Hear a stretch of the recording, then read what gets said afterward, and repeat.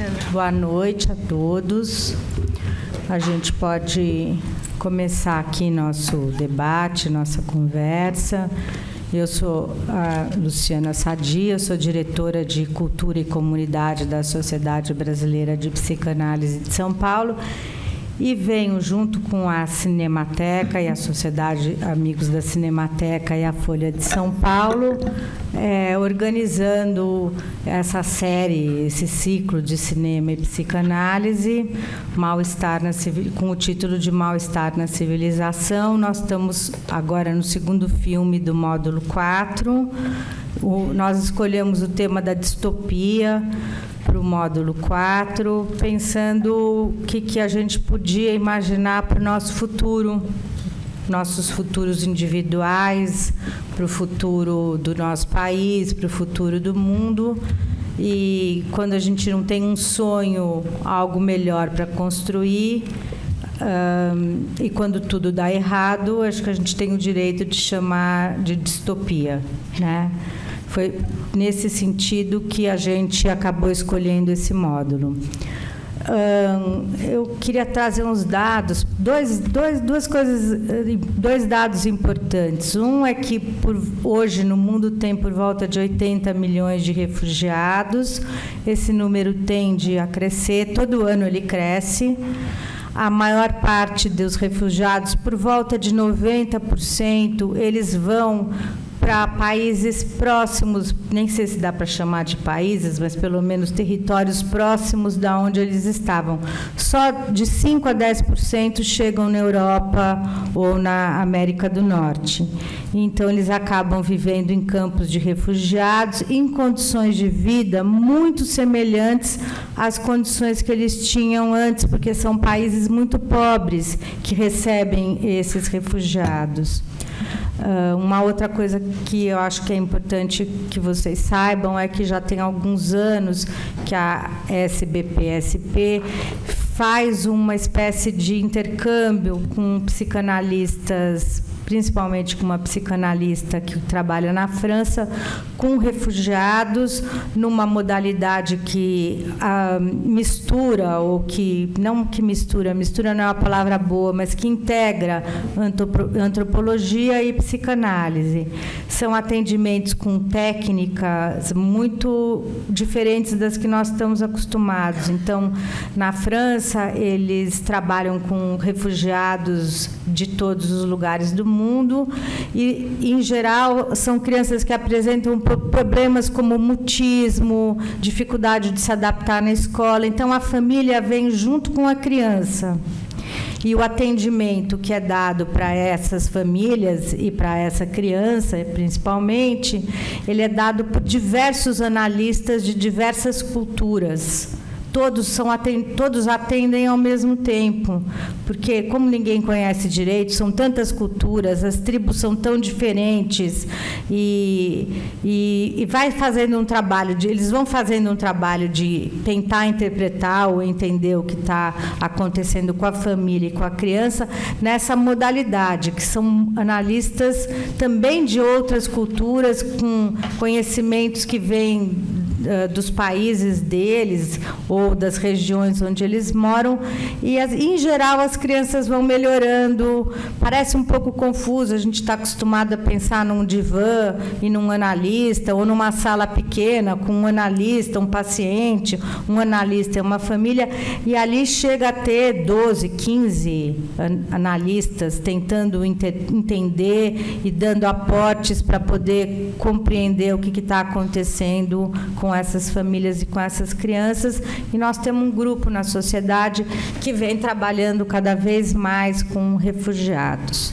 Bom, era a minha introdução, não queria ser muito longa, queria apresentar para vocês o Neif Haddad. Neif é jornalista da Folha, ele já teve lá na sociedade em outros debates com a gente, porque o ciclo de cinema começou lá na sociedade, depois a gente fez essa parceria com a Cinemateca, mas antes a gente já tinha a parceria com a Folha.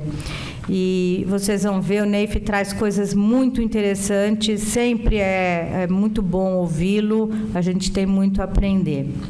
e ele também teve num campo de refugiados. Ele vai contar um pouco também para nós essa experiência que ele viveu.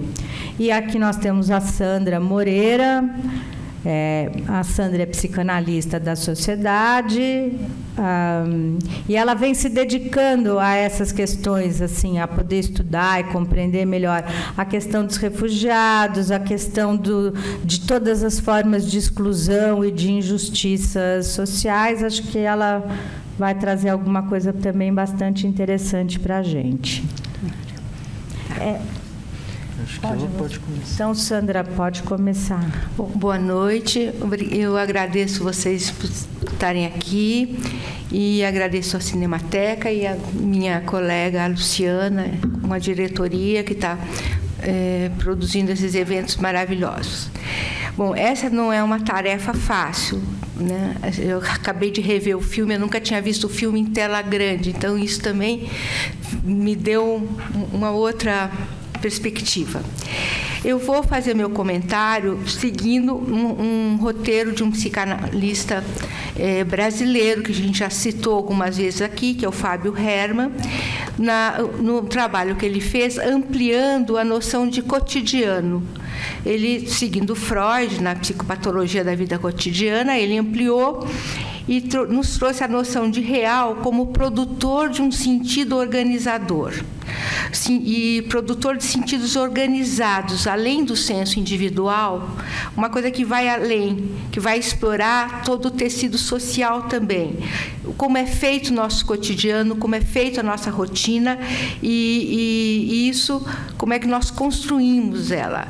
Eu acho que a psicanálise vai ajudar isso, a poder revelar como é que são tecidos esses cotidianos e como que isso pode ser rompido, ou como é que isso acontece.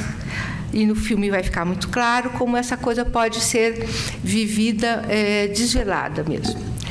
Então, esse incrível premiado documentário do Gianfranco Rossi, ele passa na ilha de Lampedusa, acho que tudo está claro, né? Na Sicília, na Itália, e temos, de um lado, os africanos em desespero em busca pela imigração. Fogem das guerras, das perseguições e da fome. Chegam pelo mar Mediterrâneo em frágeis embarcações. E na mesma ilha, e ao mesmo tempo, e aliás, não sei se parece que é um tempo até um pouco mais lento, porque parece que é um tempo real, nós acompanhamos a vida de uma família, do Samuel e os seus familiares, a avó, o pai, que eu não sei porque eu acho que é tio, mas depois a gente discute esse detalhe, e do outro lado a gente vê então, os imigrantes de um lado e o Samuel do outro, morador da ilha. Então, são dois mundos que nós vamos descobrir serem paralelos.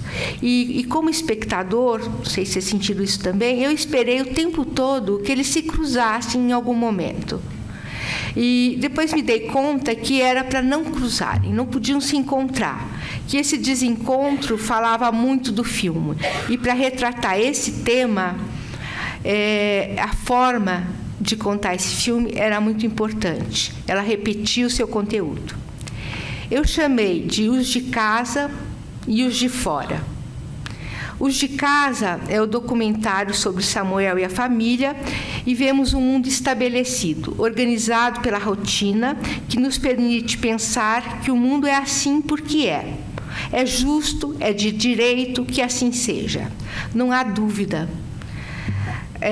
O filho de quem, de onde você vem, qual é a sua religião, são perguntas que não existem, não precisam. Ali, nos de casa, a identidade e realidade estão coladas. Os de casa são exemplares na sua rotina, nos seus rituais, suas tradições e suas memórias. É um campo sem brecha, e as brechas são ou incorporadas ou rapidamente, não sei se rapidamente, mas põe-se em andamento uma ação para obturar. Então, os olhos do menino têm um tratamento, e ele faz. O campo o campo da rotina encarrega-se de manter um bom casamento entre o homem e o mundo, diz o Fábio. A rotina deixa opaca a construção de nosso mundo e nos possibilita tomá-lo como se apresenta sem os meandros da sua construção. Samuel é um menino de sua terra, parece viver num mundo quase pré-industrial. Hoje eu estava vendo que ele não tem televisão, ele não tem celular, nem nada. Ele me lembra o personagem do narrador do Walt Benjamin, que é o camponês sedentário. Ele é o dono da ilha, ele conhece a sua terra, ele conhece suas árvores, os pássaros, seus terrenos, caminhos, de dia e de noite, né? E ele é um artesão, ele permanece na sua terra. E, ao mesmo tempo, ele é um mestre e um aprendiz. Ele passa adiante seus conhecimentos, como fazer o melhor estilingue, por exemplo. Ele conhece as árvores, ele conhece a forquilha melhor. E é muito lindo quando ele fala com paixão, né? Tem que fazer com paixão. E ele também é um aprendiz. Ele é o aprendiz do inglês da escola, das narrações da sua avó, do amigo como pilotar o barco e até mesmo de como aprender a dominar a sua ânsia para poder ser um marinheiro. E seu pai, né, marinheiro, é aquele que viaja e que tem muito a contar. O pai seria a figura que vai para fora, fica meses no barco, rodando o Mediterrâneo, e vem contar as novidades, narrar sua experiência fora da sua terra com um barco de pesca. Samuel, curioso e interessado, pergunta de tudo quando vê as fotos dentro do barco. A experiência que passa de pessoa a pessoa é a fonte que recorrem todos os narradores, diz Walt Benjamin. Samuel cresce, leva a sério os conselhos, progride na vida. Ele coloca seus olhos preguiçosos para trabalhar, para poder ver com os dois. E é um crescimento contabilizável, quer dizer, é muito linear a vida do Samuel. Tinha 0,1 de vista, agora já tem 0,5 em um mês. Samuel brinca, ensaia com um amigo a vida e a guerra. Estuda, progride no inglês e ensaia muito como ele vai ser um futuro adulto. É interessante porque ele vai ser um marujo cosmopolita, né? Parece que também já tem aqui o seu destino anunciado. O que eu estou querendo dizer é que está tudo muito rotineiro, muito esperado, muito no cotidiano incorporado. Agora, ele tem um pouco de angústia, o nosso amigo Samuel.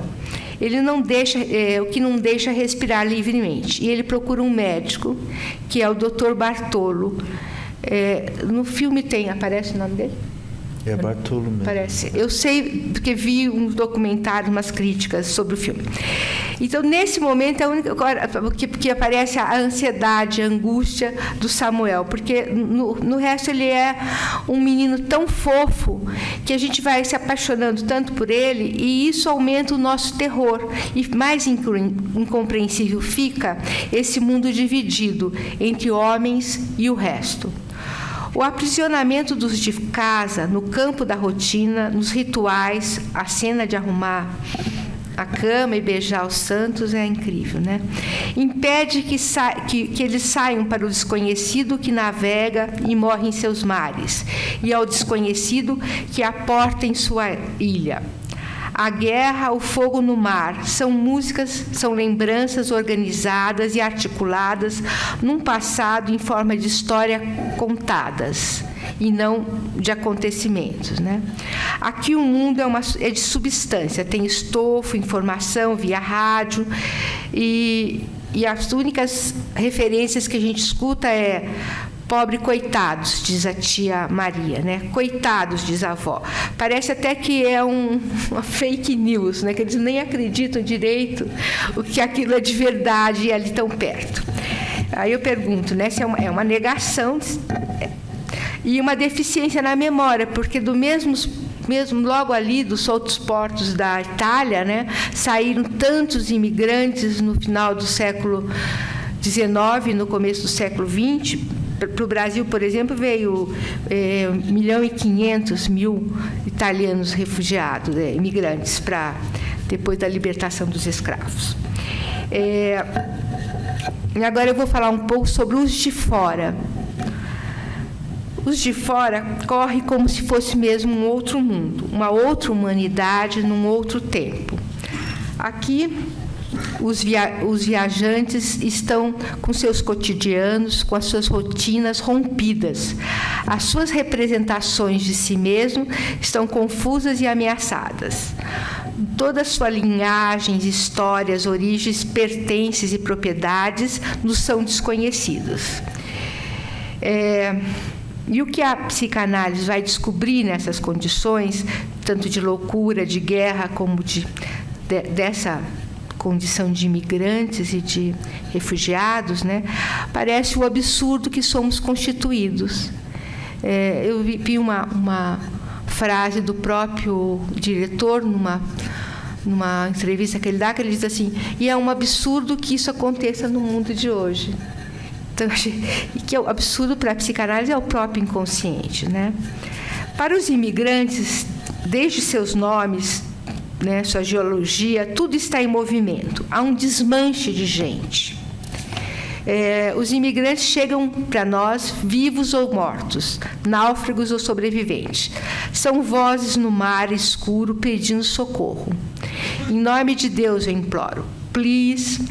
O encontro com a guarda costeira da Marinha Italiana já nos impressiona e anuncia grandes diferenças.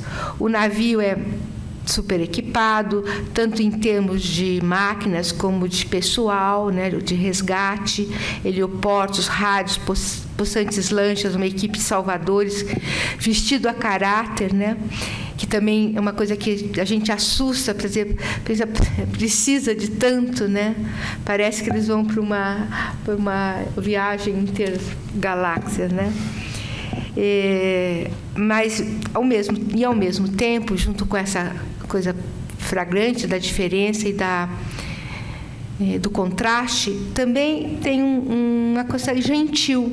Há sempre um gesto gentil, uma voz gentil que acolhe pelo rádio, que acalma as mulheres, diz, né? Calma, madame, qual a sua localização? Qual a sua localização?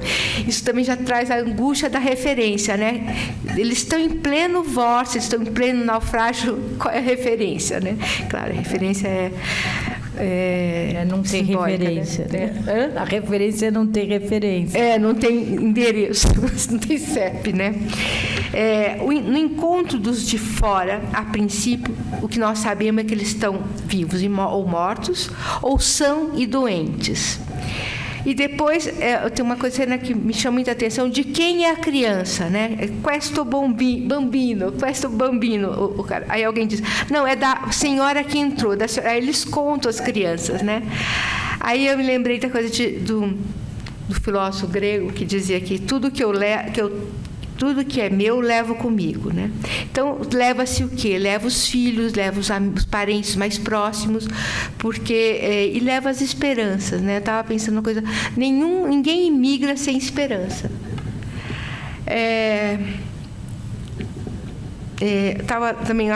Leva também gestos, né? Gestos que a gente às vezes passa despercebido porque a gente não conhece nada deles. A cena que me tocou muito é da senhora islamita arrumando o lenço. Eles querem que ela mostre mais o rosto, né? Como tira foto de passaporte, e ela não quer, ela entende que um pouco tá bom, e os olhos dela ficam marejados imediatamente, né? Daquela uma afronta e, ao mesmo tempo, necessária, né? Uma violência necessária. E eu acho que deve ter outros gestos que a gente não cabe. Outros gestos que não somos capazes de discriminar, tamanha nossa ignorância. Nesse desmanche humano, tantas coisas são deixadas nas suas terras de origem, mas é trazido o futebol. É uma cena, né, que o jogo se organiza por nações. É uma coisa lúdica, uma atividade humana que recupera naquele momento a identidade grupal. E aí eu pensei uma coisa de uma estabilidade, né, e ao mesmo tempo é uma coisa que tem regras, né? Que tem regras conhecidas e tem experiência. Afinal, estão todos no mesmo barco, né? Eu lembrei duas coisas que você não entendeu bem, mas é assim, eu lembrei nós estamos na segunda Copa de Imigrantes no Rio de Janeiro, sabia disso? É. E a outra coisa que eu lembrei foi que teve um jogo na Nigéria que o Santos com o Pelé jogou, em 69, que teve uma pausa na guerra para jogar. Uma coisa assim. Pro futebol. Futebol. Para assistir o jogo do Santos. A guerra parou. A guerra parou para ver o jogo do Santos. Foi no Zaire. Foi no Zaire, eu sei que era na Nigéria. Que é o Congo hoje. Fui mal informada pelos futebolistas. Bom, mas tudo isso dos imigrantes, para mim, para meu ver, culmina no grande canto. O nigeriano canta sua história e sua saga e faz a viva voz, canta e conta para os homens não se perderem no mundo da contaminação, do sangue, das fezes, das urinas, né, e do puro contágio da morte. Canta e conta a história de seu povo, o seu testemunho. Ele começa dizendo: este é o meu testemunho.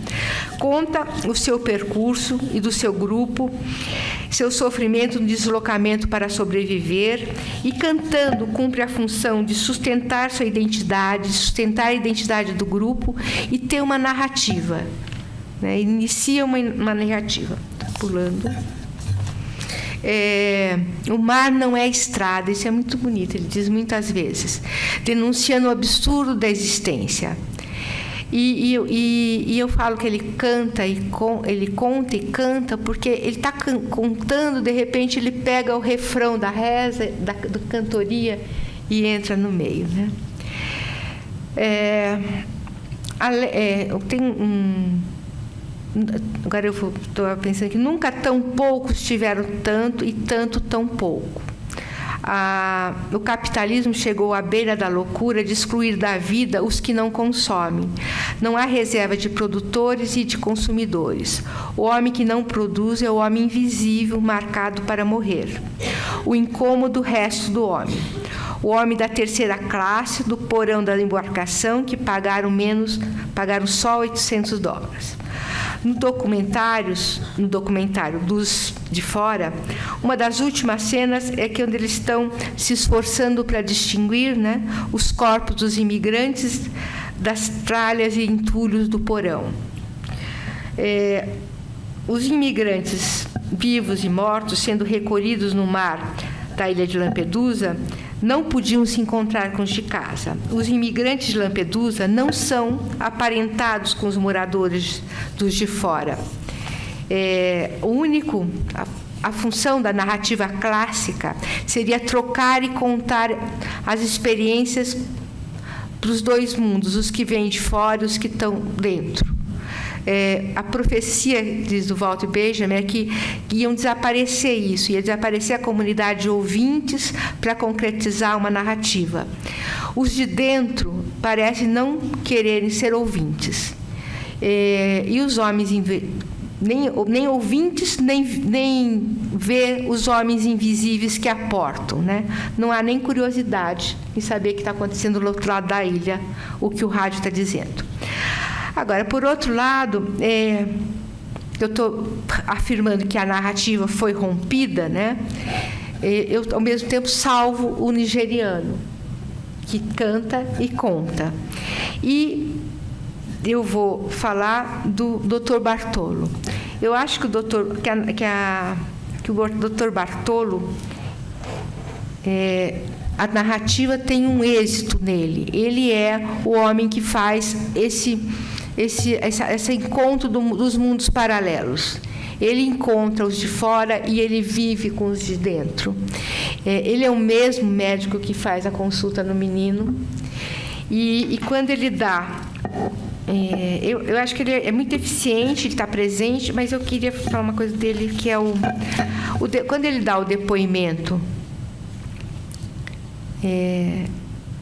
quando ele dá aquele depoimento lindo dele, que ele diz a obrigação de todo ser humano, acho que ele diz bom ser humano, não sei se é só ser humano, é ajudar essas pessoas, e quando conseguimos, ficamos contentes. ele não incorpora na sua rotina o fracasso nem a blindagem contra o sofrimento. Ele está presente, ele fala isso, ele está presente o tempo todo no sofrimento e no esforço de salvar, né? Então ele diz: eu não me acostumo depois de tanto tempo. Ele sofre com a morte, sofre com a consciência, eu acho que isso é incrível, a consciência de que os que estão marcados para viver ou para morrer não passam pelo exaustivo trabalho dele, não dependem dele. Já vêm as cartas marcadas, né, quando vem do porão. Ele sofre muito com a necessidade de mexer no corpo, de cortar um pedaço dos cadáveres. Ele diz uma coisa tão bonita, é mais uma afronta, é mais uma injúria, né? E quando ele fala da raiva e da impotência que ele tem, o desgosto que ele tem com isso, né, é muito parecido com o jeito que o Samuel fala do mal-estar dele para o próprio médico. Os gestos, tá bom que o italiano se mexe muito, mas os gestos, a coisa, né, é uma angústia, né? Só um adendo, a palavra em italiano, quando ele fala de afronta, é mais forte, que é ultraje, né? Ultraje, eu pus aqui, ultraje, injúria e ultraje. Quanto tempo?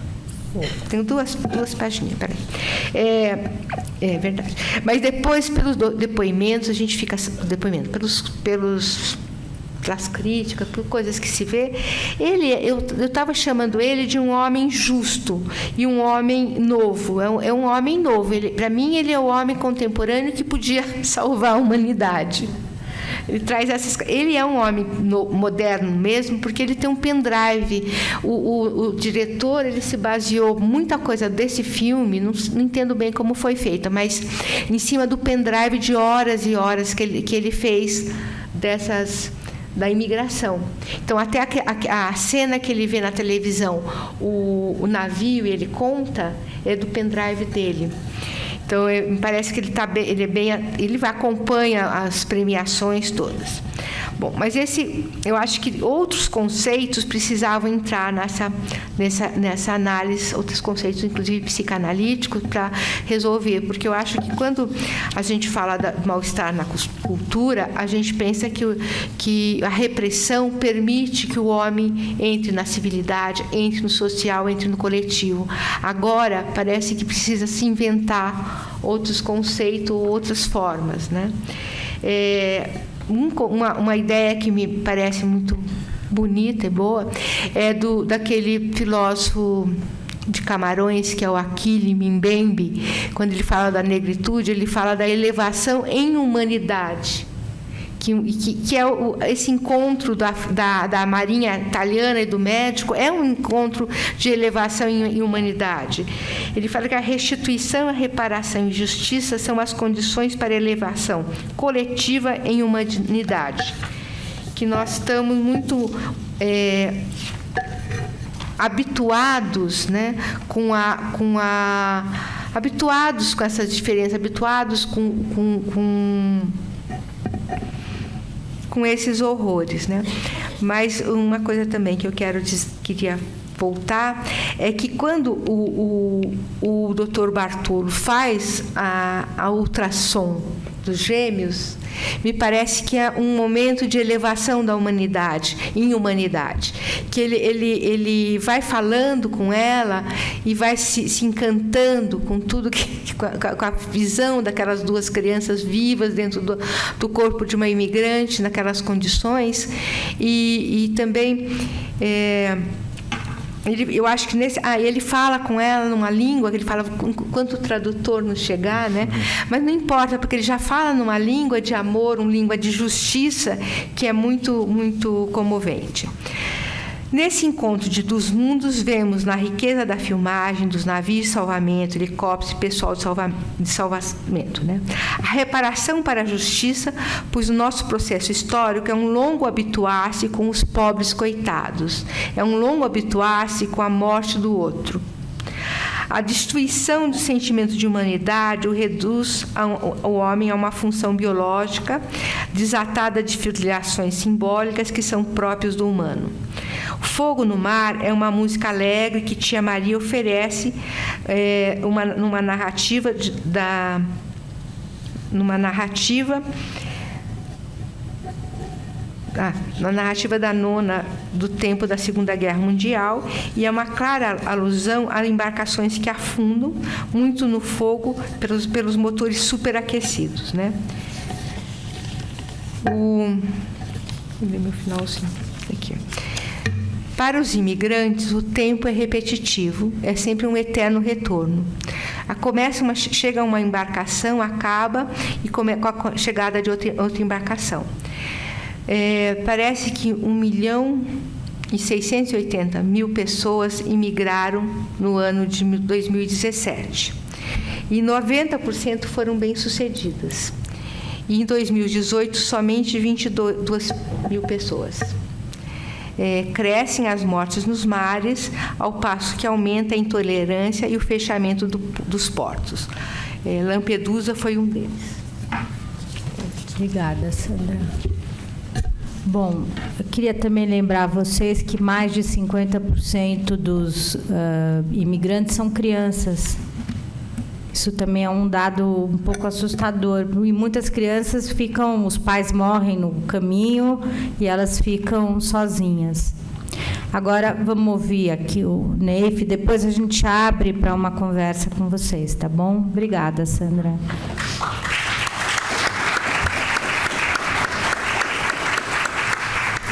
Boa noite, obrigado, Luciana, pelo convite. A expressão que o filósofo usa é elevação em humanidade, é isso? Não, eu fiquei pensando que eu acho que a gente está num declínio em humanidade, porque para falar especificamente sobre o caso italiano, vocês devem ter visto que o atual ministro do Interior, Matteo Salvini, é de um partido de extrema direita e a política de acolhimento de refugiados, ela praticamente se perdeu. Ele é rigorosamente contra essas ações que vinham sendo tomadas pelos governos anteriores. Então, esse filme é de 2016. Então, de lá para cá, pelo menos no caso italiano, as coisas pioraram. Mas eu queria primeiro falar um pouco sobre o diretor, Gianfranco Rossi, que me parece uma figura bem interessante. Eu acho que a história dele ajuda a gente a entender melhor o filme. Ele tem 54 anos e ele nasceu na Eritreia, que é um país pequeno ali no nordeste da África, vizinho do Sudão, da Etiópia, um país muito pobre. E tem um momento do filme, não sei se vocês repararam, que alguém fala que eu sou da Eritreia e tal. O Rossi, ele com 10, 11 anos, a família dele foi para a Itália, então hoje ele é considerado um diretor italiano. E ele tem uma carreira como documentarista que vem desde 1993. O primeiro filme dele chama Boatman, que ele acompanhou uma viagem de barco ao longo do rio Ganges. E ele entrevista pessoas que trabalham às margens do rio. Eu acho que desde esse primeiro filme já fica marcado um estilo de trabalho. É um documentarista interessado no homem comum, no anônimo. Não é um diretor dedicado a retratar grandes políticos, grandes artistas, grandes esportistas. O interesse dele é pelo homem anônimo, pelo desconhecido, de certa forma.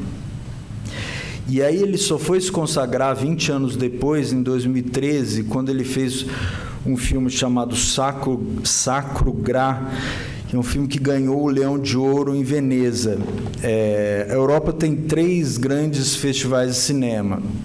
São Cannes, na França, Berlim, na Alemanha e Veneza, na Itália. Então, em 2013, ele ganhou esse festival e a história que ele conta ali é de pessoas que moram que moram, trabalham numa rodovia que contorna Roma, que é uma espécie do rodoanel de Roma. Imagina pessoas muito pobres que moram passam a vida nessa rodovia. Então, ele conta a história desses personagens e foi a primeira vez que Veneza deu o prêmio de melhor filme, um festival muito antigo, que deu o prêmio de melhor filme para um documentarista. E aí, 3 anos depois, ele lançou o Fogo no Mar, que ganhou outro festival de grande importância na Europa, que é Berlim.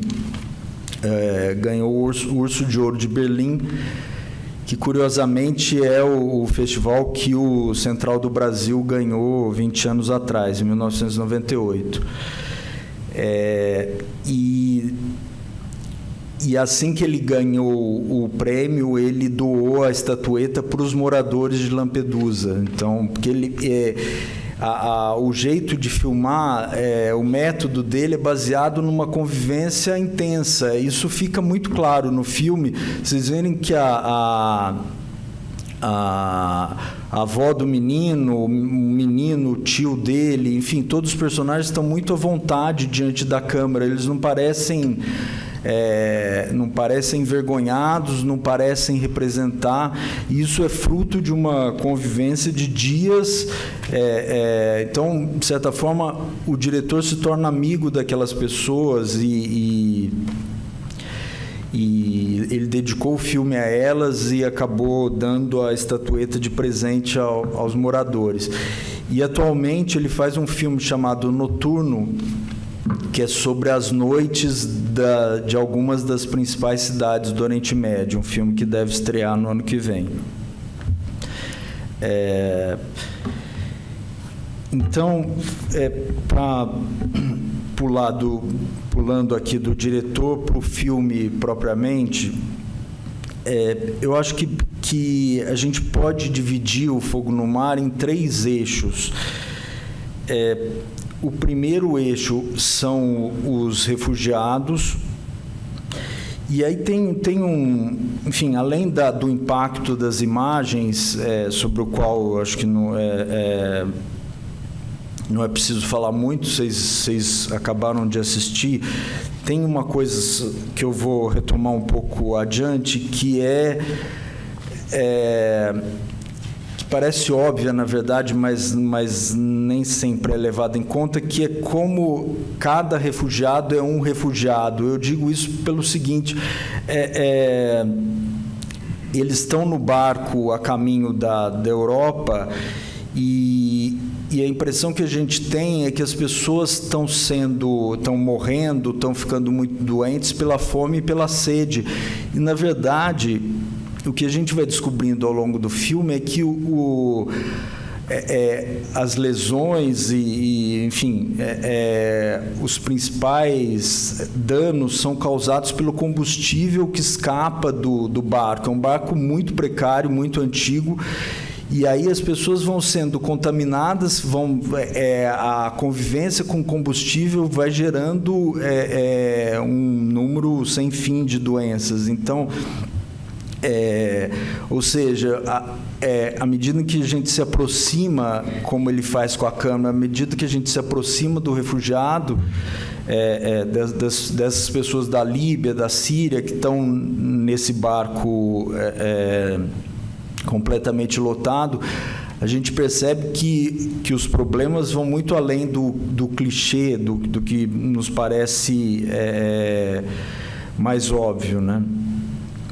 Então, tem esse primeiro eixo dos refugiados, o segundo eixo são os moradores, e aí eu acho que a gente precisa tomar cuidado para diferenciar o comportamento deles. Eu acho que tem aqueles muito engajados, que estão muito cientes da situação, como é o caso do médico, e outros são completamente indiferentes. enfim, a senhora que pede a música no rádio, ela tem um momento que ela fala Deus do céu, tal, mas o quanto ela sabe de tudo aquilo, né? Enfim, acho que o diretor tem a sabedoria de não condenar, ele não julga ninguém, mas a gente percebe que numa ilha tão próxima de tudo que está acontecendo, algumas pessoas são dramaticamente mobilizadas pelos fatos e outras permanecem praticamente alheias a essa tragédia, né? E o terceiro eixo, que me parece o mais interessante, é o do menino Samuele. E eu vi uma frase do diretor, Gianfranco Rossi, sobre ele, logo que ele ganhou o prêmio em Berlim, que ele fala o seguinte: o menino é um pouco como nós, europeus, não sabe o que fazer diante da situação. E aí eu fiquei pensando, revendo o filme agora, que o diretor, ele reiteradamente mostra os problemas da visão do menino, do olho cansado, olho preguiçoso, tal. E eu acho que esse é um ponto-chave. O filme é menos sobre os refugiados e mais o modo como a gente enxerga os refugiados. Ele está de certa forma, é uma discussão de com que nitidez a gente vê essas pessoas, que é o que o menino se pergunta o tempo todo, quando ele está conversando com um amigo, quando ele está conversando com o médico na consulta. Eu acho que é essa nitidez que o Gianfranco Rossi alcança quando ele bota a câmera lá dentro do porão, né? E é uma cena de século XIX, os navios negreiros vindo para o Brasil, né? Os corpos amontoados dentro do porão. Então, me parece, eu acho que a grandeza do filme está não só no impacto das imagens, mas também de mostrar para a gente as variações de nitidez em relação a essa tragédia, né? Então, eu só para encerrar, e atendendo o pedido da Luciana, queria comentar rapidinho sobre essa minha visita a um campo de refugiados do Líbano, que eu acho que é mais uma demonstração de como as situações são igualmente trágicas, mas elas têm suas particularidades. É um campo no Vale do Bekaa, um campo recente de 4, 5 anos, com mais ou menos 20 mil pessoas, 95% delas vindas da Síria. E eu entrevistei mais ou menos umas 20 pessoas. Enfim, todas elas muito pobres, mas vivendo em barracas razoavelmente organizadas, limpas. Havia um apoio efetivo da ONU, pelo menos nesse campo. Então, a situação era precária, mas não era miserável. E duas coisas me chamaram a atenção. A primeira, a ausência dos homens. Eu entrei, não lembro exatamente, mas talvez 6, 7 barracas, e só uma delas o pai estava presente. Então é a ausência do pai, como a gente vê nas periferias das grandes cidades brasileiras. O homem que morreu, nesse caso, o homem que morreu nos combates na Síria. E aí a mãe sustentando uma família de 4, 5 filhos. E isso nos leva para o segundo ponto interessante, que é o seguinte: eu não lembro do nome da cidade do Líbano onde o campo estava instalado, mas havia até uma certa tensão dos libaneses em relação aos sírios, e muitos dos refugiados podiam inscrever as crianças nas escolas. Mas eu ouvi de mais de uma mais de uma das crianças me disse que elas não tinham começado a ir à escola e deixaram de frequentá-la porque os libaneses chamavam elas o tempo todo de sujas. Então, são culturas muito parecidas, tanto que a gente tem aqui em São Paulo o Hospital Sírio-Libanês, mas só para dar um exemplo bobo, mas, enfim, acho que faz sentido, mas aquela situação a situação do refugiado que vem ocupar meu país, ele cria pelo menos uma parte da sociedade libanesa essa aversão. Então, embora a prefeitura dessa cidade libanesa permitisse e promovesse a matrícula das crianças refugiadas sírias, elas se sentiam humilhadas em frequentar a escola porque eram o tempo todo insultadas. Então, eu acho que eu acho que, à medida em que a gente percebe essas particularidades, o refugiado se torna humano como qualquer um de nós. Eu acho que esse o venezuelano é diferente do sírio, que é diferente dos líbios, enfim. São dramas individuais que, quando vistos de forma panorâmica, de forma mais abrangente, acabam sendo simplificados demais. Obrigada, Neif. Muito boa a sua contribuição. Vamos dar as palmas.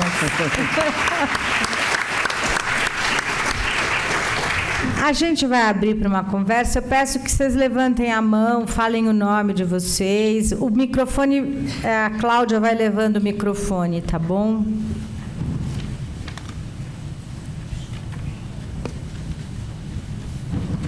Eu me chamo Luiz, eu fico curioso de saber como é que os africanos atravessam o Saara com $1.500. Eu não sei a resposta. A menor ideia. Eu entendi que eles pagam a viagem com $1.500, a viagem de barco. Sim, que sai da Líbia. Né? E para chegar lá, eles vêm da África subsaariana, né? E tem que apresentar esse dinheiro para poder atravessar de barco. Como que eles podem ter no bolso esse dinheiro atravessando como refugiados o deserto, assim, expostos a tudo? Não sei. Mas é uma questão, não é mesmo? Porque todos eles têm que pagar essa viagem. Do momento que eles são vistos como refugiados com algum dinheiro no bolso, eles seriam assaltados no deserto. Mas pelo menos, para mim não fica claro porque esses valores eles são apresentados no filme pelo médico, né? E não fica claro se é o pagamento pelo percurso todo ou só a viagem de barco. Me parece que é só o percurso de barco da África para a Europa, né? Sim, exatamente. É só o percurso de barco. Mas para chegarem até lá, eles devem trazer de onde eles vêm algum dinheiro. E como é que eles se safam com esse dinheiro, não é? Não, é muito provável que muitos deles sejam assaltados no meio do caminho, né? Isso aí é uma coisa que nunca ouvi uma explicação a respeito disso. Mas eu acho que mais chocante do que isso é as pessoas pagarem $800 para ficar no último compartimento, né? Sim, que é onde estão todos aqueles cadáveres. Esse é pior ainda. É muito chocante, mas esses também são com $800, entende? E de onde vem esse dinheiro?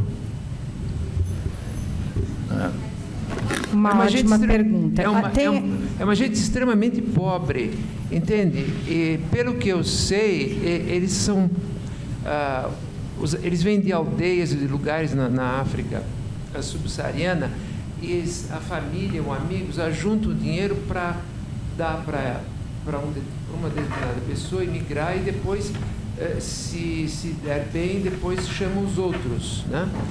Então, que eles tenham esse dinheiro ao sair de onde eles vêm, mas de onde eles vêm é bastante distante da onde até o litoral da Líbia. E aí, entende? Muitos são assaltados, né? A gente imagina que são muitos ou alguns são assaltados, mas os que chegam, como é que eles chegam, não é? Com esse dinheiro? Eu acho que não tem o menor jeito de saber isso agora, mas eu acho que com certeza os que juntam dinheiro, deve ser, o que você está tocando, a história deve ser tão pior. Vocês lembram que no Sal da Terra, o Salgado fala daqueles refugiados que estão em fuga e que durante a fuga eles são assaltados na fuga, que eles deixam os últimos dolarinhos deles por ali. Então, de fato, esses que conseguem chegar no barco devem ser milionários perto dos que ficam para trás, né? O homem é o lobo do homem, né? E quando você tem uma pessoa desamparada, é muito mais fácil a exploração e é mais raro o cuidado. Infelizmente, acho que é isso que acaba acontecendo. Não sei se vocês concordam comigo, não é? Quanto mais desamparado, mais explorado você vai ser. Eu acho que a declaração do nigeriano é muito clara nesse sentido. Quando ele vai falando os versos, né? E a prece, ele fala isto, que muitos morrem, muitos são violentados, etc., saindo das suas terras para chegar até a Líbia. Então, eu acho que é uma briga de foice mesmo, né? Eu acho que são sobreviventes também desse processo de deslocamento dentro da África, imagino. Agora, esse barco que chega é um barco que não vem só da África, ele vem também com os sírios. E esse movimento é um movimento que o filme não coloca. Né? Eu não sei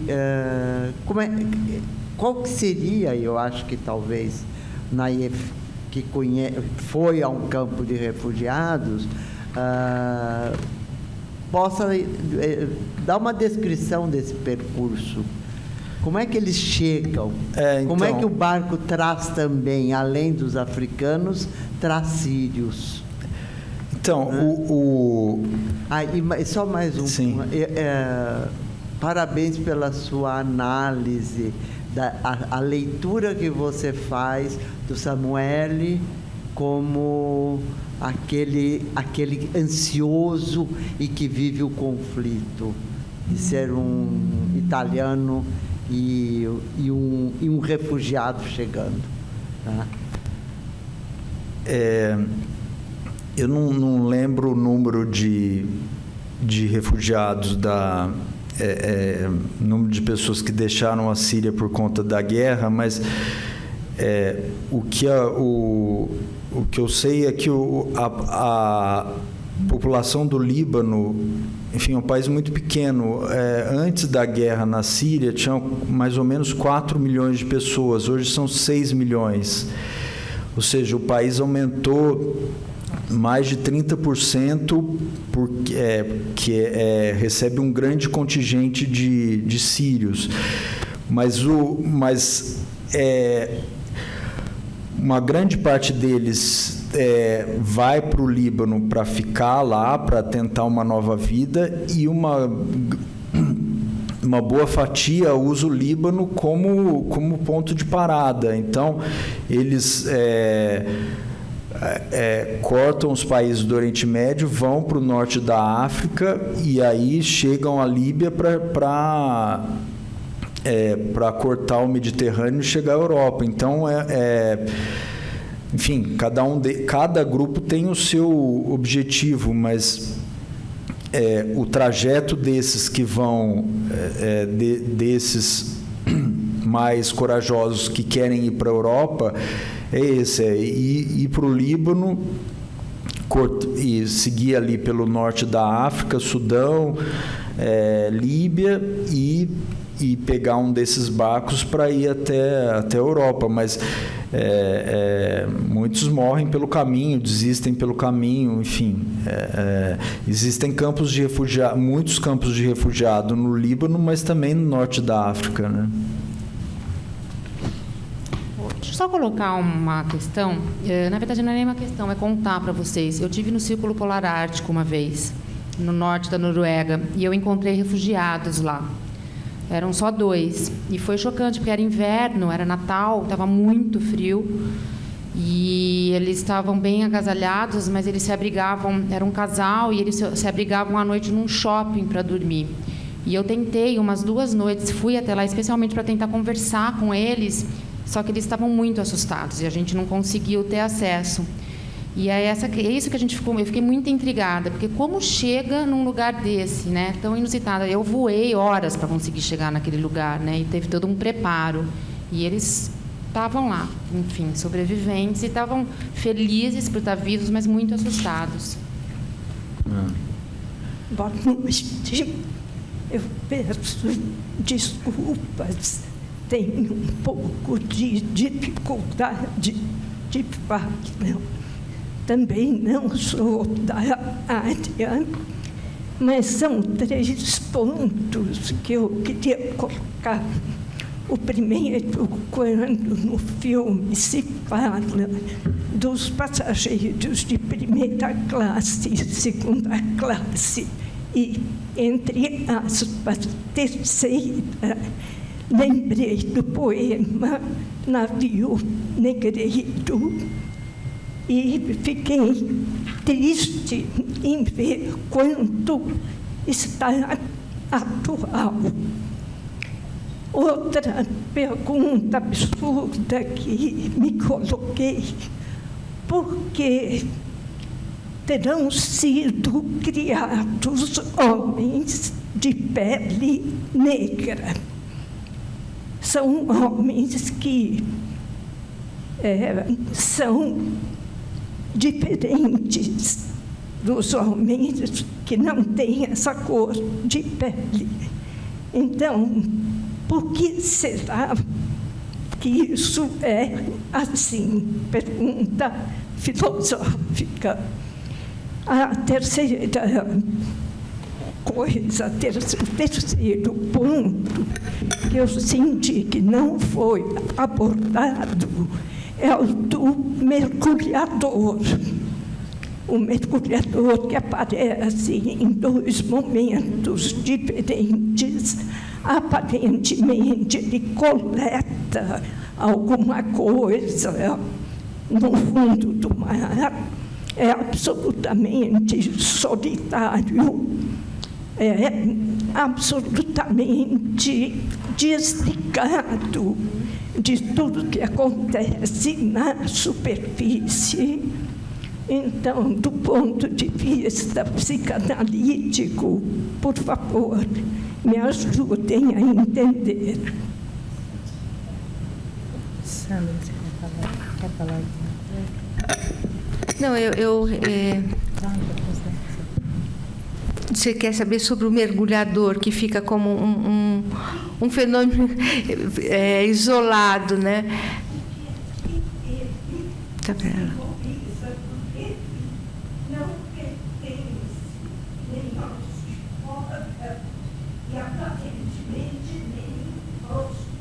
Tá, não. Eu pergunto o que será que ele simboliza, uma vez que não faz parte dos de fora, mas parece desligado dos de casa. Eu posso tentar. Pode, tenta. Enfim, eu não vou dar uma explicação psicanalítica porque eu sou um estranho no ninho, mas eu posso tentar uma outra. Na verdade, o filme tem um aspecto interessante, que é o seguinte: Eu falei desses 3 eixos, né? Dos moradores da ilha de Lampedusa, do menino e dos refugiados. O elemento que une esses 3 é o mar. O mar é, para os moradores, a fonte de renda, é para os refugiados o caminho de uma vida nova, ou a morte, ou a tragédia, e é para o menino o futuro. Ele sofre vomitando no mar, mas ele continua porque ele sabe que a profissão dele, como pescador, enfim, o futuro dele está associado ao mar. Então, todos esses elementos no filme giram em torno do mar. E aí o que o diretor fala sobre o mergulhador é como se a gente estivesse ouvindo uma música em tom maior e o mergulhador fosse aquele momento em que a música ganha um tom mais suave. É como se ele resolvesse oferecer um descanso ao público, um momento de beleza, de plasticidade, até seguir para o próximo núcleo, assim, essa, enfim, isso é o que ele disse, mas eu acho que pode ser visto de várias outras formas, mas acho que é um jeito também de mostrar que o mar é essa beleza extraordinária, mas também tem a sua fúria, né? Acho, enfim. Quer falar, Sandra? Sobre o mergulhador? Não, eu pensei muito no mergulhador, né? Mas eu acho que ele realmente fica uma figura enigmática, né? Que parece que faz a função dele solitária. Eu cheguei a pensar, eu pensei em algum momento eu pensei que aquela cesta que ele colhia ele estava desativando alguma mina, alguma coisa assim. Eram ouriços, não é? Depois não eram ouriços.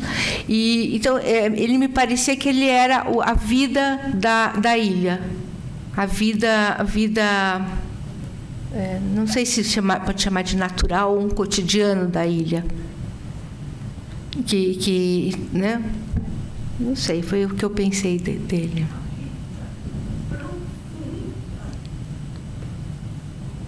Da ligação dele profunda com a ilha.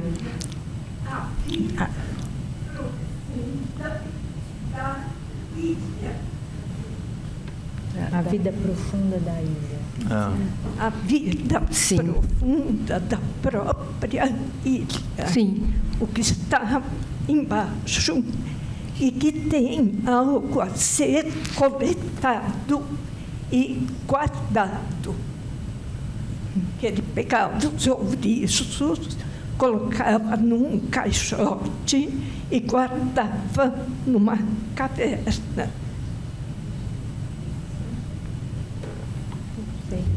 Não, acho que toda obra de arte é um filme belíssimo, comporta muitas camadas de sentido, e as leituras podem ser, quanto mais leituras, melhor é o filme, né?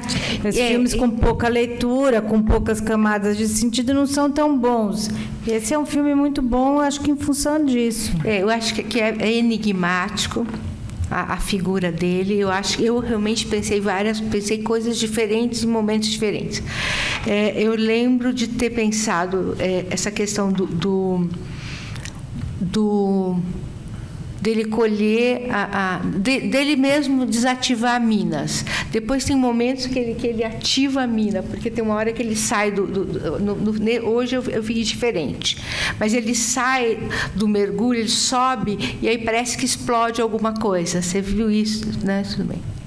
Mas eu acho que ele fala muito mais de uma coisa mais enigmática do filme. Ou esse descanso, né? Que a leitura que o Neif fez. Quanto à pergunta que você fez sobre os negros, o homem nasceu, o homem que a gente não sabe bem como é que... O primeiro homem, ele é negro e africano. e depois eles, né, dentro da teoria da evolução, que é, para mim, eu não sou criacionista, então é o único lugar de onde eu posso falar. E esse homem foi subindo, e quanto mais ele foi subindo e chegando para a Europa, nesses grandes movimentos migratórios humanos, de caçadores-coletores, eles foram ficando mais brancos. Somos todos, se a gente estudar geneticamente a gente tem todo tipo de influência. Essa coisa da pureza, da raça, mesmo a minha brancura, ela não é totalmente branca, nenhum de nós, a gente é uma grande mistureba. Né? É que a gente, pelo narcisismo das pequenas diferenças, a gente quer achar que a gente é diferente e melhor ainda do que os outros, não é? Porque para nós é muito difícil entender que estamos no mesmo barco e que temos uma humanidade comum, né? Então, a única explicação que eu tenho, foi criado, né? Nasceu o homem pela teoria da evolução, se organizou ali, Homo sapiens, tinha um monte de hominídeos na mesma época. Nós, que somos muito agressivos, Homo sapiens, destruímos todos os outros, sobramos só nós e já destruímos um monte de espécies, não só de hominídeos, mas também outras espécies animais, e é muito provável que a gente acabe ainda se destruindo, porque a gente vem praticando isso com bastante eficiência, infelizmente, né? Mas aproveitando que a Luciana falou em criacionismo e a gente está falando de refugiados e o filme acaba com o menino fazendo o gesto de tiro, né? Enfim, eu acho o personagem dele é fascinante, porque ao mesmo tempo que ele é muitíssimo carismático, ele tem esses momentos de esses momentos bélicos, né?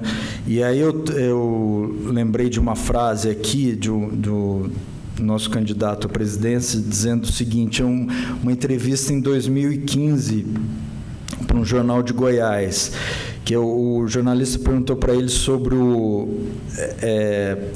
sobre a situação dos militares. Acho que na época tinha uma discussão sobre o aparelhamento das Forças Armadas, os salários e tal. E desculpa desviar o assunto, mas eu acho que faz sentido.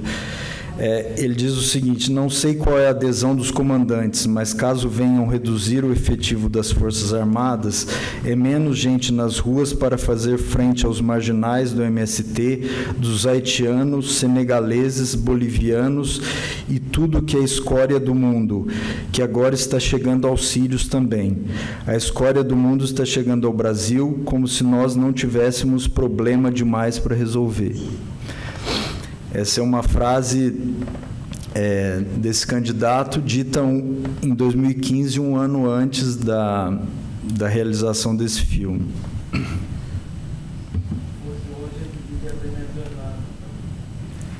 Não, ele cita os haitianos, senegaleses, bolivianos, não citou os...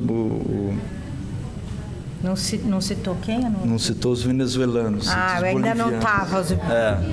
Não tinha tantos vindo, refugiados vindo. Mas eu lembrei disso principalmente pelos gestos que o menino faz ao longo do filme de simular o tiro e... enfim, uma coisa que no começo parece inocente, mas no final, depois de tantas reiterações, né, ele não mostra a influência de toda aquela situação militar no entorno do menino, mas a gente não sabe o que ele vê na TV, o que as pessoas dizem para ele, enfim. É muito provável que ele esteja sob essa influência da situação ao redor da ilha, né? Eu queria fazer uma pergunta para vocês. O que vocês acharam da cena do passarinho? Desculpa te interromper, mas eu fiquei intrigada com a cena do passarinho. Ele vai à noite, é um passarinho filhote, ele canta, mas começa a cutucar o passarinho. Não sei, o que vocês... tem uma coisa estranha, meio bizarro, né? Essa cena do passarinho. Não, crianças são curiosas e são sádicas também, né? Essas Mas coisas se misturam na infância. Mas não é um ato de sadismo, parece, né? É mais um ato de curiosidade, né? Eu acho que tem um pouco a ver com essa coisa que o diretor falou, né? Que o menino é a gente, né? Tipo, acho que a cena do passarinho, ele cuidando do passarinho, antes ele fala, tá criando estilingue com agudo para matar passarinho, é a mesma de quando eles estão cortando lá os cactos ali, fazem pessoas, eles atiram, colocam bomba e depois eles ficam tentando reparar, né? Consertar. Acho que, não sei, eu sinto que tem um pouco desses dois lados ali. À noite, sozinho, ele vai lá e brinca com o passarinho, na verdade. Ele quer, sei lá, um pouco... Eu acho que também pode ter, tem uma indicação dele como dono da ilha. Esse é o meu lugar, eu sei imitar o som desse bicho, o bicho confia em mim, esse é o meu, aqui é a minha terra, né? Acho um pouco isso também. Eu acho que tem a ver também com a identificação. Espera um pouquinho, espera Ok, Dalila. Eu acho que tem a ver com a identificação do personagem, a situação dele, a vida dele, a solitude dele e aquele passarinho no meio da noite. Então, ele cria ali um vínculo de somos iguais. Estamos no mesmo barco, estamos na mesma ilha. É um passarinho criança, né? É um passarinho ainda, não é um pássaro grande, adulto, né? E ele fala, e cria ali um vínculo de, é um pouco é um romance que a gente vê, né? Um romance que a gente vê ali do filme, namoro. No meio de tanto, não de namoro, mas no meio de tanta guerra, no meio de tanta luta, no meio de tanta tristeza, você vê você tem um olhar romântico, né, de uma criança que se encanta com o passarinho e que se identifica na solidão dele. Eu achei assim fantástica a colocação dessa cena no filme.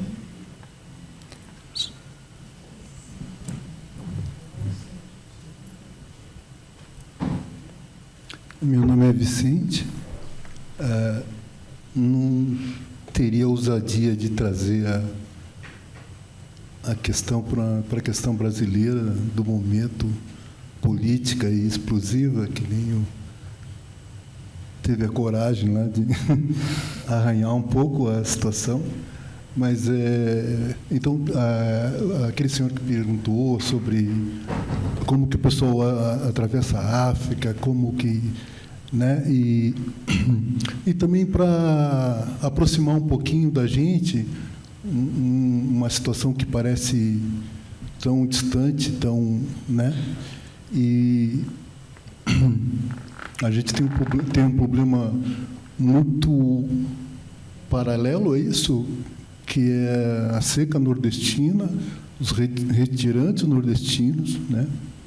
E se sair um pouquinho aqui da Cinemateca, aqui, os bairros periféricos, no Rio, os morros, a situação de sobrevivência é uma odisseia, que ninguém consegue explicar, às vezes, como é que a pessoa sobrevive. Não está no mar, mas está numa situação de sobrevivência tão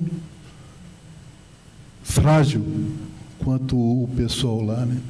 Eu acho que a gente fica vendo o filme assim, parece que o problema é lá, né? E eu acho que o filme também pode levar a essa reflexão nossa aqui, que ele meio que provocou, né? Nacional, né? Eu não gostaria de polarizar politicamente, porque a barbárie já está estabelecida de qualquer forma, mas assim, para uma reflexão mesmo, né? Eu acho que o filme também provoca isso na gente, né? Não só analisar uma coisa distante, lá, o problema localizado. A gente tem isso aqui bem próximo.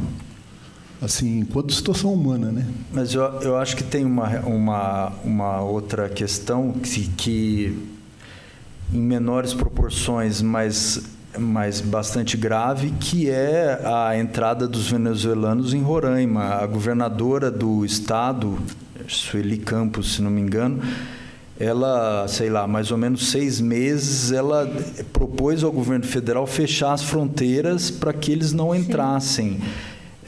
Isso, enfim... Ela foi até lá conversar. Enfim, ela está desestruturada e desesperada também, né? Então... Que o Brasil virou Roraima, então é uma loucura. Então, de certa forma, isso que a gente viu não é tão... Enfim, a gente não tem a travessia pelo mar, mas tem uma fronteira terrestre e coisas absurdas estão acontecendo, né? Isso, e até coisas internas mesmo nossas, sem refugiados. Ou refugiados da seca, como Vidas Secas, narrou isso aí muito bem, né? Então, eu já estou no momento anterior, que eu estava pensando na beleza dessa brincadeira do menino, né? Que quem não brincou de estilingue, parece brincar de roda, né? Uma brincadeira, como ela falou, Luciana, sem computador, sem celular. E ele era quase que dono da ilha, que eles exploravam a ilha sozinhos, todo lugar. E a beleza disso. E o pássaro, para mim, representava muito a liberdade. E ele pegava esse pássaro e ficava olhando. E ele queria muito pegar, mas também acho que ele também queria estar como pássaro voando, porque ele estava muito preso nessa ilha. E essa ilha só tinha caça e pesca, praticamente. Não tinha mais nada ali. Era de agricultura, caça e pesca. Por isso tinha mergulhador, tinha os barcos e pronto, né? E que futuro tinha lá? E é lá que os refugiados iam buscar o futuro, para fazer talvez a mesma coisa, né? Agricultura e pesca. Só que, na hora que ele estava indo procurar alguma coisa, eu estava achando que ele ia encontrar um refugiado. De noite, naquela mata escura, pelo menos alguém se escondendo lá. Mas os refugiados estavam sempre, parece que, presos em algum lugar, que eles não se espalhavam nessa ilha. Quando que esses refugiados iam conseguir sair desse pedaço que eles estavam para fazer a mesma coisa que esse menino fazia? Eu estava achando que uma hora eles iam fazer e se encontrar por mero acaso. Eu também pensei isso o tempo todo, a primeira vez que eu vi o filme. Triste que era só um passarinho, mas quem sabe fosse um símbolo de que algo pode nascer, ele está cutucando alguma coisa. Wishful thinking, talvez, né? Mas eu acho que essa ponte, assim, feito pelo Dr. Bartolo mesmo, essa coisa de estar presente no mundo e presente no outro, né? É campo de refugiado, né? Nós temos que lembrar, eles vão para um campo de refugiados, eles ficam semi-aprisionados ali, né? Como é que eles vão se integrar à sociedade? Cada país tem uma série de regras para você sair do campo e passar a participar da sociedade, desde aprender a língua, poder se integrar, saber as leis daquele país. É um processo muito longo. Aqui em São Paulo tem padres católicos no Pari que recebem refugiados, principalmente políticos, desde a década de 60, e eles têm um processo de quase 1 ano de adaptação, contando uma história longa. Nós estamos em 2018, então já são mais de 50 anos. Eles ficavam quase 1 ano ali para se adaptar, para se curar do trauma, porque são pessoas que chegam sem nada e perderam quase todos os parentes. E um grupo de psicólogos e psicanalistas da USP dá sempre um apoio e tem ali uma espécie de clínica para eles. Só que hoje, como chega muito imigrante refugiado, se chama deslocamento forçado, a palavra técnica é deslocamento forçado, eles não podem mais ficar 1 ano, eles só podem ficar 6 meses agora, porque eles não dão conta, os padres ali, e não dá conta da quantidade de gente que chega. Tem que ter alguém que receba. Tem que ter uma hospitalidade, tem que ter um doutor Bartolo, tem que ter os padres do Pari, tem que ter hospitalidade para o estrangeiro. E isso acho que é cada vez mais difícil mesmo, né? Acho que você apontou, nós não precisamos nem ir para o Mediterrâneo. Passa 3 quilômetros daqui e você já entrou num outro mundo com dificuldades semelhantes.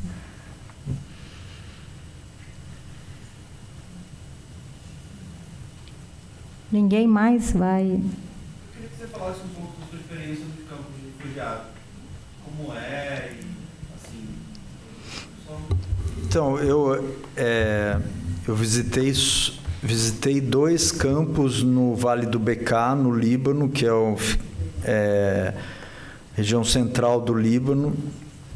E, enfim,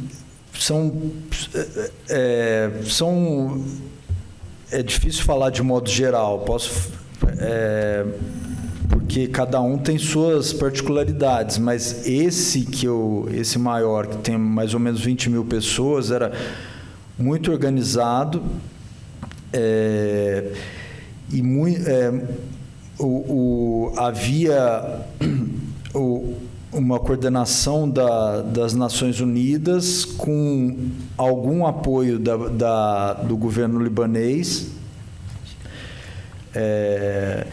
Então, as barracas eram organizadas, limpas, as pessoas vestiam roupas muito simples, mas ninguém estava... Não havia uma situação de miséria. Mas... Enfim, essas 2 coisas foram que eu mencionei, foram as que me chamaram mais atenção. Primeiro, na maior parte, enfim, a maior parte das famílias, a mulher é a chefe, a inexistência dos pais, porque, enfim, tiveram um envolvimento maior na guerra, seja do lado do governo, seja do lado dos rebeldes, e acabaram morrendo. Então, são famílias com muitos filhos, 4, 5, 6 filhos, comandados por mulheres. E segundo, isso é mais, pelo menos para mim, é mais comovente do que a situação material, é a vergonha que eles sentem de pedir aos libaneses um espaço na escola, de pedir dinheiro aos libaneses, porque tem uma questão histórica que é o seguinte: a Guerra do Líbano se estendeu de 1975 até 1990. E é uma guerra que teve vários atores. Teve um momento que foi Síria contra o Líbano, Palestina contra o Líbano, Israel contra o Líbano, enfim, tem vários capítulos. E esse momento em que o conflito opunha sírios e libaneses deixou marcas muito profundas na sociedade libanesa. Então, o que a gente sentiu entre as pessoas mais velhas no Líbano é um ressentimento em relação aos sírios. Então, é como se eles tivessem...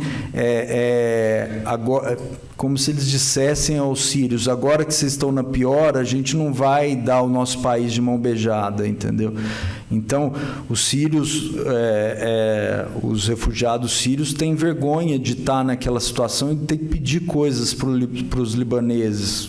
Enfim, não só dinheiro, mas lugar para estudar, enfim. Então, eles têm... a maioria das pessoas com quem eu falei olhavam para baixo, tem um constrangimento de passar por aquela situação, e muitas delas tinham situações de classe média na Síria, não eram pessoas pobres no país de origem. Então, enfim, eu fico pensando que essa questão moral, ela é mais, pelo menos no meu caso, ela é mais comovente do que a questão material, tal, mas eu acho que talvez esse campo ele é um caso eu não sei o quanto ele representa na situação geral. É um campo bem atendido por organizações sociais, especialmente a ONU.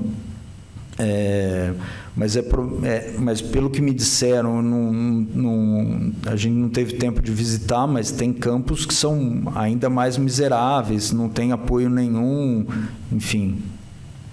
Não sei se eu respondi a sua... O que eu sei também, eu conheci uma garota outro dia aqui no Brasil, ela estava com a mãe na Grécia, quando começou o fluxo migratório, há um tempo atrás, e elas receberam os primeiros barcos sírios que vieram, porque elas estavam de férias ali na praia, e elas acabaram ficando 50 dias. E quando elas voltaram para o Brasil das férias, e ela terminou o ensino médio, e ela falou, eu não quero fazer nenhuma faculdade, eu quero voltar para lá. E para mantê-la, a mãe abriu um negócio aqui, que agora está super dando certo, que chama Flores para Refugiados. Ela ainda trabalha sozinha, então a Gabriela, ela ainda trabalha sozinha, a mãe, mas a ideia dela é prosperar e contratar só os refugiados que aqui estão no Brasil. E a Gabriela já foi 8 vezes para lá. Então, ela fica 3 meses e ela volta. E ela já foi convidada para trabalhar para a Acnur, né, que é da ONU, para várias instituições grandes, e ela não quer. Porque ela me falou isso, que ela acha um desperdício, tanta grana que rola e a forma como é aplicada. É claro que ela é uma menina que tem 17 anos e tem uma visão, né, muito maior do que muitos de nós sobre isso, porque ela já ficou 8 vezes lá, 3 meses. Mas o trabalho dela é ficar na praia, nas praias, na Grécia, na Itália, ela varia, assim, ela vê a necessidade e vai, para receber as pessoas que descem do barco. Ela fala que esse abraço que ela dá nessas pessoas que descem desesperadas, morrendo de frio, é o que ela pode fazer de melhor para essas pessoas. E aí a missão dela é acalmar um pouco essas pessoas que devem chegar transtornadas, né? E encaminhar para essas organizações sociais menores. E aí que ela se associou a várias instituições. E o que eu acho mais interessante, quando a mãe dela conheci e me contou essa história, é que eu tenho um filho que está nessa idade do ensino médio, e eu não sei se ele falasse isso para mim, como que ia ser minha reação do pai dele. E eu acho incrível ela ter esse desprendimento, né? E a mãe fala assim, eu tenho que falar com ela todo dia para saber se ela está viva, porque ela está num campo totalmente conflituoso. Mas, enfim, está dando certo. Procurem nas redes sociais, Flores para Refugiados, é muito legal. Flores. E tem várias histórias, enfim. Bom, gente, acho que a gente está na hora, 10h30 a Cinemateca fecha, são 10h30, então eu queria agradecer a presença de vocês, as perguntas, as visões, as leituras que vocês trouxeram, agradecer a Keonef, a Sandra também, e daqui a 2 semanas a gente tem mais um filme aqui na Cinemateca, é o 3º filme, que chama Em Pedaços, é um filme alemão, também sobre a questão das distopias, o que é que vai ser do nosso mundo, tá bom? Eu espero vocês, então, daqui a 2 semanas. Um beijo a todos. Obrigado.